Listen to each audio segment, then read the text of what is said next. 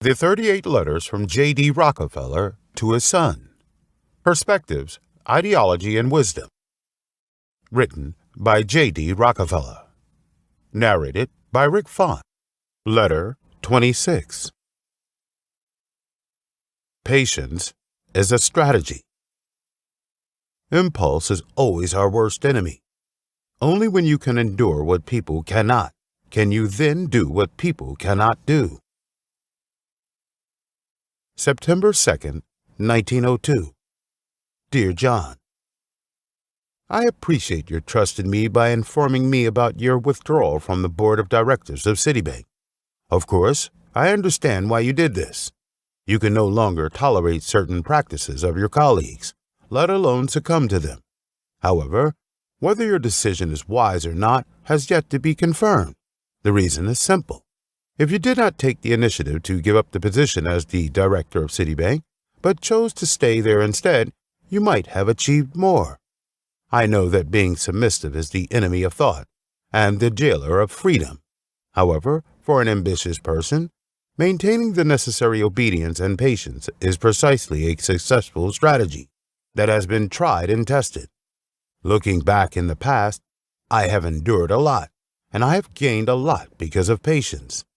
At the beginning of my business, due to the lack of funds, my partner, Mr. Clark, invited his former colleague, Mr. Gardner, to join in. I agreed to this because with the addition of this rich man, it means that we can do what we want to do, as long as we have enough funds to do it. However, to my surprise, with Clark's invitation of an investor, it brought me humiliation at the same time. They wanted to change the name of Clark Rockefeller Company to Clark Gardner Company. The reason for the change of company name was Gardner was from a well-known family. His surname can attract more customers. This was a reason that stabbed my dignity greatly. I was angry. I was also a partner, and Gardner only brought out his share of funds. Did this mean that being a nobleman gave him the rights to deprive me of my deserved status? However, I tolerated it, and I told myself, you have to control yourself. You have to keep your mind calm. This is just the beginning. There is still a long way to go. I pretended to be calm and told Clark, it's nothing. In fact, this is a lie. Think about it. How can a person who suffers from injustice and a hurt self-esteem be so tolerant?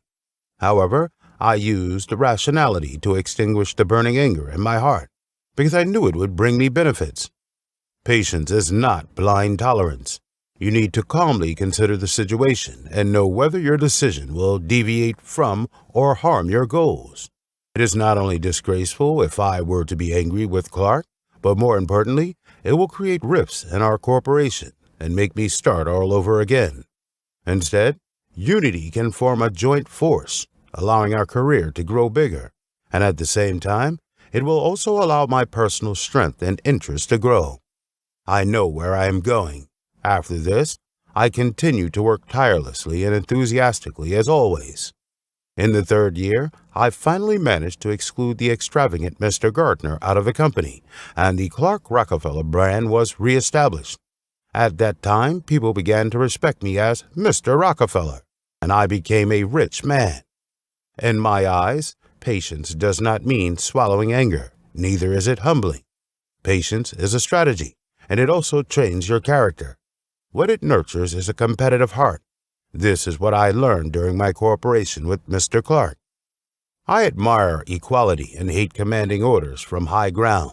However, Mr. Clark always puts on a pretentious posture in front of me, which makes me very disgusted.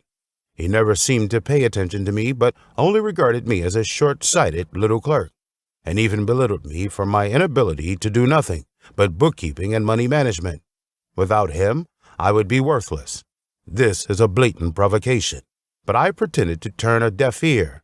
I know that respecting myself is more important than anything else.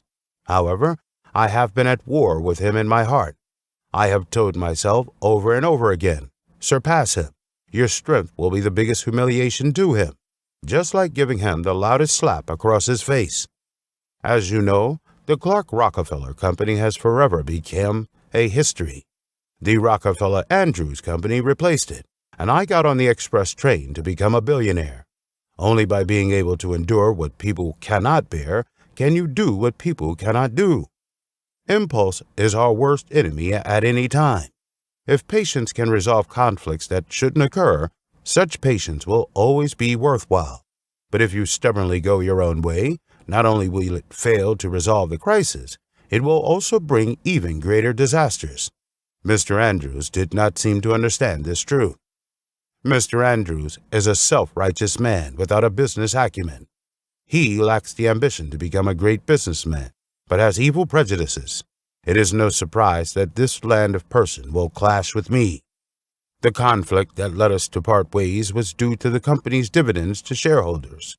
We did a good job that year and made a lot of money, but I did not want to let the shareholders take home all the money made by the company. I hoped to reinvest half of the proceeds in the company's operations, but Andrews firmly opposed the idea. This selfish guy wanted to divide the money we made, and even threatened me angrily that he did not want to continue working in the company. I cannot withstand any idea that prevented the company from becoming stronger. I can only lay the cards on the table and ask him to offer a price for a share of stocks. He said $1 million, and I said okay. I bought it over for $1 million the next day. Andrews was excited when he got the money. He thought he hit the jackpot and that the stock he held was not worth $1 million. But he did not expect that I made $300,000 soon after I changed hands. When the news got to him, he actually called me despicable. I did not want to earn a sordid reputation just because of the $300,000, so I sent someone to tell him that he could get it back at the original price. But Andrews, who was annoyed, rejected my kindness. In fact, what he refused was an opportunity to become a wealthy man in the United States. If he could keep his stocks that was worth $1 million up to this day, he would become a multimillionaire, of course. But due to a moment of impulse, he lost the opportunity of a lifetime that he could never seize again. John, there are too many people and things that require us to be patient in this world, and they entice us to be emotional. Therefore, you have to cultivate your ability to manage your emotions and control your emotions, and you should be careful not to be influenced by your emotions when making decisions. But instead make decisions based on your needs and always know what you want.